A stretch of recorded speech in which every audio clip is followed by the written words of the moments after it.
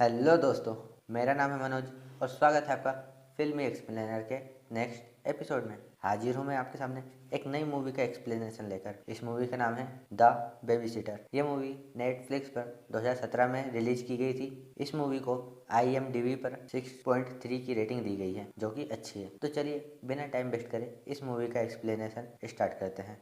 Movie की starting में हमें एक लड़के को दिखाया जाता है जिसका नाम कॉल जॉनसन होता है। वह बहुत ही ज्यादा डरपोक था। उसे हर छोटी सी छोटी चीजों से डर लगता था, इसलिए स्कूल में सभी बच्चे उसे बुली करते थे। स्कूल में मेलिनी नाम की एक लड़की उसकी बेस्ट फ्रेंड थी और वह उसकी नेबर भी थी। बस वही एक ऐसी इंसान थी जो कॉल को अच्छे से समझती थी। स्कूल में जेरमी नाम का एक लड़का कॉल को बहुत ज्यादा परेशान करता था और बदकिस्मती से वह उसका नेबर भी था। कॉल के माता पिता के बीच रिलेशनशिप अच्छी नहीं चल रही थी, इसलिए वो लोग अपने रिश्ते को बचाने के लिए अक्सर छुट्टियों पर जाया करते थे और वो इस बीच कॉल की देखभाल के लिए एक बेबी सीटर रख देते हैं जिसका नाम बी होता है। चलिए, सबका इंट्रो हो चुका है तो अब हम मूवी में आगे बढ़ते हैं। स्कूल में मेलेनी कॉल से बोलती है कि ये जो बेबी सीटर होती है ना, रात में जब बच्चे सो जाते हैं तो वो अपने बॉयफ्रेंड को बुलाकर उनके साथ सेक्स करती है। अपना कॉल भी एक नंबर का ठगी था, इसलिए वह बोलता है कि ठीक है, मैं आज रात को देखता हूँ कि कोई घर पर आता है या नहीं। फिर वहाँ मेलनी का बाप आ जाता है और उसे अपने साथ घर ले जाता है। कोल जब अपने घर जा रहा होता है तो उसे रास्ते में जेरमी मिल जाता है और वह कोल को परेशान करने लगता है। तभी वहाँ बी आ जाती है और जेरमी को धमकाती है और उसकी साइकिल पंचर कर देती है। जेरमी और उसके साथी वहाँ से भाग जाते हैं। फिर वो दोनों घर आ जाते हैं। कोल के माता पिता छुट्टियां मनाने के लिए जा रहे होते हैं और जाते वक्त वो बी से बोलते हैं कि कोल का ध्यान रखना। रात में वो दोनों पार्टी करते हैं। दोनों के बीच एज गैप काफी ज्यादा होता है, पर फिर भी दोनों के बीच काफी अच्छी जमती थी। फिर बी उसे पीने के लिए शॉट्स देती है, पर वह उसे नहीं पीता और उसे चुपके से गमले में डाल देता है। फिर बी उसे सोने के लिए भेज देती है। जब कोल सो जाता है तो बी अपने कुछ दोस्तों को घर पर बुला लेती है। इधर कोल सोने का नाटक कर रहा होता है। उसे घर में कुछ लोगों के आने की आहट सुनाई देती है। जब वह चुपके से बाहर जाता है तो देखता है कि बी ने अपने कुछ दोस्तों को घर पर बुलाया है और वो लोग ट्रूथ और डेयर गेम खेल रहे हैं और इनके नाम है मैक्स, एलिसन, सोनिया, जॉन और सैमुअल। गेम में बी को डेयर आता है और उसे सबको किस करने का टास्क दिया जाता है। बी सबको बारी बारी से किस करती है और फिर नंबर आता है सैमुअल का। और जब बी उसे किस कर रही होती है तो वह एकदम अचानक से सैमुअल के सर में चाकू मार देती है और बाकी के लोग उसके सर से निकल रहे खून को एक कप में इकट्ठा करने लगते हैं। बी सैमुअल को बताती है कि तुम्हारी बलि एक खास मकसद के लिए दी गई है। असल में उनके पास एक रेयर बुक होती है जिसका नाम डेविल्स बुक होता है। इस बुक का बस एक ही पीस बचा होता है। इस बुक के अनुसार यदि किसी व्यक्ति के खून को किसी मासूम के खून के साथ मिक्स करके पिया जाए तो शैतान खुश हो जाएगा और उन सभी की जो इस पूरे क्रियाक्रम में शामिल होगा उनकी सारी विश पूरी हो जाएगी और वह मासूम कोई और नहीं बल्कि अपना कोल होता है। फिर वो लोग कोल का खून लेने के लिए उसके रूम में जाते हैं। कोल यह सब देख लेता है। कोल डरपोक तो पहले से ही था और यह सब देखने के बाद उसकी और भी ज्यादा फट जाती है। वह जल्दी से वापस अपने रूम में आता है, एक छोटा सा चाकू लेता है और यहाँ जो भी हुआ उस सब के बारे में पुलिस को कॉल करके बता देता है। फिर वह सोने का नाटक करने लगता है। वो लोग कोल के रूम में पहुंच जाते हैं और उसका थोड़ा सा खून निकाल लेते हैं। बी को कोल पर शक हो जाता है। फिर वो लोग वहां से चले जाते हैं। कोल जल्दी से उठता है और चादर से रस्सी बनाकर खिड़की से भागने की फिराक में होता है। उन लोगों ने उसका खून निकाल लिया था जिससे उसके शरीर में कमजोरी आ जाती है और वह बेहोश हो जाता है। जब उसको होश आता है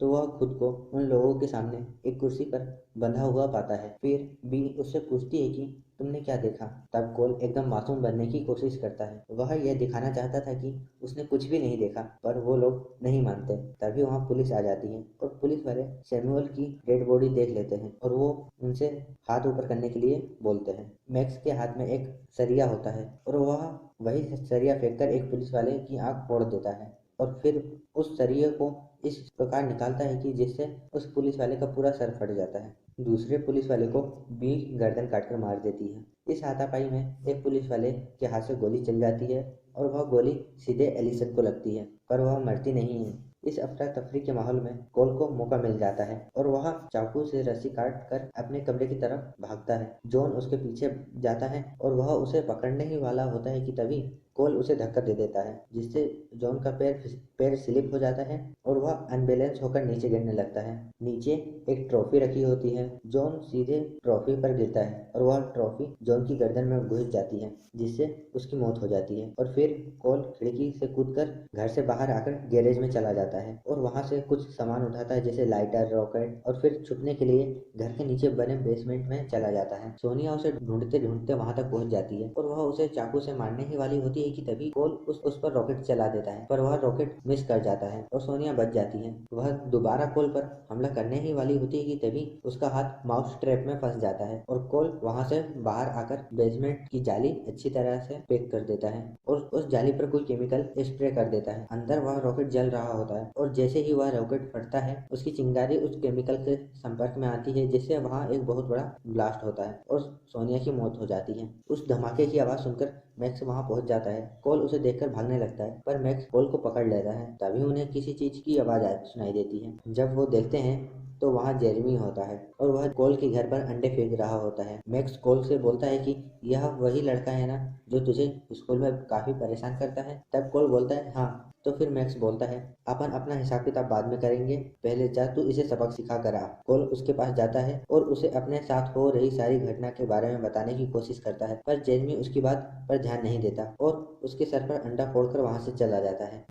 इसके बाद कोल और मैक्स के बीच फिर से चूहे बिल्ली का खेल चालू हो जाता है और कोल दौड़कर एक ट्री हाउस पर चढ़ जाता है। मैक्स भी उसके पीछे पीछे ट्री हाउस पर चढ़ जाता है और वह जैसे ही कोल पर हमला करने वाला होता है वैसे ही ट्री हाउस की एक लकड़ी टूट जाती है और रस्सी मैक्स के गले में फंस जाती है जिससे उसकी मौत हो जाती है। तभी भी उस पर गोली चलाने लगती है। कोल गोली से बचने के लिए भागता है और सीधे मेलनी के घर में घुस जाता है। मेलनी उससे पूछती है क्या हुआ। तब कोल उसे सारी बात बताता है और उससे छुपने के लिए कहता है। बी कोल का पीछा करते हुए मेलनी के घर तक पहुंच जाती है पर वहां उसे कोई नहीं मिलता। फिर वह वापस आ जाती है। इधर मेलनी पुलिस को कॉल कर देती है। फिर वो दोनों रोमांटिक हो जाते हैं और मेलनी उसे किस करती है। किस करने के बाद कोल जोश में आ जाता है और वहाँ बाहर आकर बी को खुली चुनौती देता है पर वहाँ कोई नहीं होता। जब कोल वापस घर जाता है तो देखता है कि घर एकदम साफ सुथरा होता है। यहाँ डेड बॉडी तो छोड़ो, खून की एक बूंद भी नहीं होती है। तभी वहाँ उसे एलिसन बेहोशी की हालत में मिलती है। कोल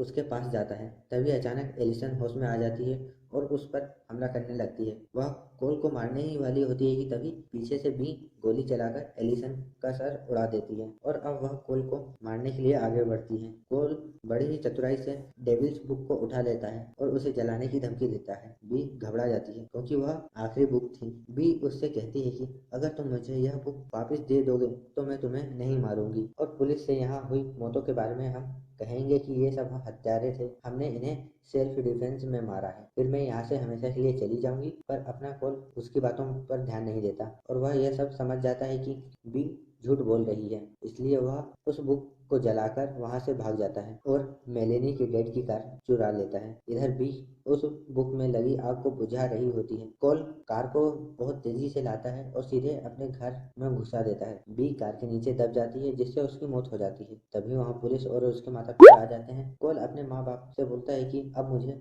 बेबी सिटर की जरूरत नहीं है। यहाँ हम देखते हैं कि हर छोटी छोटी चीजों से डरने वाला कोल अब सख्त लौंडा बन जाता है। इस मूवी के पोस्ट क्रेडिट सीन में हमें दिखाया जाता है कि एक फायरमैन कोल के घर में जाता है। तभी एकदम अचानक से बी उस पर हमला कर उसे मार देती है। यहाँ हमें पता चलता है कि बी अभी जिंदा है और यही यह मूवी खत्म होती है। उम्मीद है आपको इस मूवी का एक्सप्लेनेशन पसंद आया होगा।